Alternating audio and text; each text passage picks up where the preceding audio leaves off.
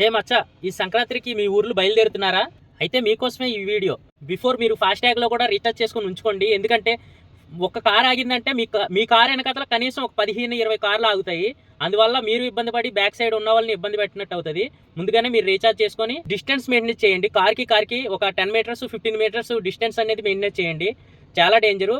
Speed maintenance అనేది 90-80 ఆ రేంజ్లోనే maintain చేయండి. మినిమం రోడ్డు ఖాళీగా ఉందనుకుంటే 100. నాకు తెలిసి 10వ తారీఖు 11వ తారీఖు అయితే మొత్తం కొద్ది ఖాళీ ఉంటాయి రోడ్లు.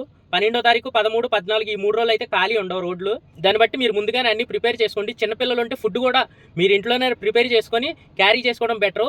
మీరు బండి కూడా కండిషన్లో ఉందో లేదో ఒకసారి చెక్ చేసుకోండి. వెళ్ళే దారిలో ఏదైనా ప్రాబ్లం వచ్చిందంటే చాలా ఫేస్ చేయాలి. ఫ్యామిలీతో చాలా టైం వేస్ట్ అవుతుంది. షార్ట్ కట్ రూట్లో అయితే అసలు వెళ్ళొద్దు మీరు. ఎందుకంటే ట్రాఫిక్ జామ్ అనేది షార్ట్ కట్ రూట్లో అందరూ కూడా షార్ట్ కట్ రూట్ ఎటువైపు ఉందని చెప్పి షార్ట్ కట్ రూట్లో వెళ్ళిపోదామని చూస్తారు. ఆ షార్ట్ కట్ రూట్లో ఒక్క బండి వల్ల 10 బళ్ళు అవుతాయి. అట్లా మొత్తం చిక్ అయిపోతారు మీరు.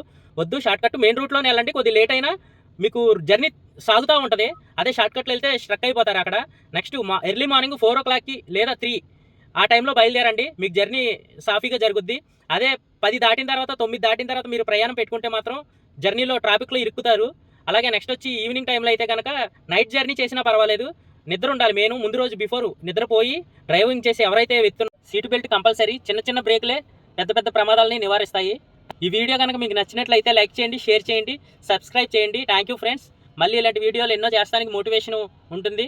మీరు నన్ను సపోర్ట్ చేస్తారని కోరుకుంటున్నాను. Thank you friends. Bye bye.